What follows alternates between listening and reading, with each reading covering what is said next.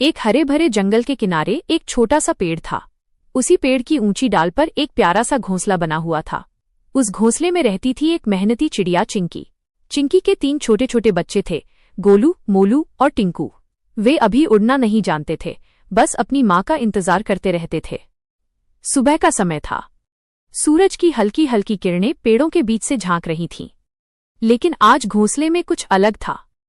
गोलू बोला, माँ, मुझे बहुत भूख लगी है। मोलू और टिंकू भी रोने लगे, माँ, खाना दो ना, बहुत भूख लगी है। चिंकी ने अपने बच्चों को प्यार से सहलाया और बोली, मेरे प्यारे बच्चों, तुम चिंता मत करो, मैं अभी तुम्हारे लिए खाना लेकर आती हूँ। ये कहकर चिंकी उड़ गई, लेकिन उसके दिल में चिंता थी, आज खाना मिलना आसान नहीं होगा। चिंकी पूरे जंगल में उड़ती रही। उसने पेड़ों के नीचे, झाड़ियों में और नदी किनारे हर जगह ढूंढा, लेकिन आज खाना बहुत कम था। एक जगह उसे कुछ दाने दिखे, लेकिन वहां पहले से ही बड़ी चिड़ियां बैठी थीं। एक बड़ी चिड़िया ने उसे डांटकर भगा दिया, ये दाने हमारे हैं, तुम यहां से चली जाओ। चिंकी उदास हो गई, लेकिन उसने हार नहीं मानी। दोपहर हो गई थी, तेज धूप पड़ रही थी। चिंकी बहुत थक चुकी थी, लेकिन उसे अपने बच्चों का ख्याल था। अगर मैं खाली हाथ वापस गई तो मेरे बच्चे क्या खाएंगे, उसने खुद से कहा और फिर से हिम्मत जुटाई।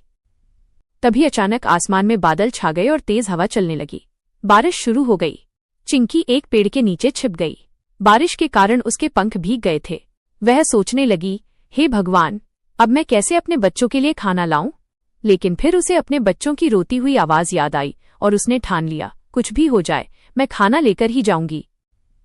बारिश थोड़ी कम हुई तो चिंकी फिर से उड़ने लगी। तभी उसे एक खेत के पास कुछ गेहूं के दाने दिखे। वहां कोई नहीं था। चिंकी बहुत खुश हुई।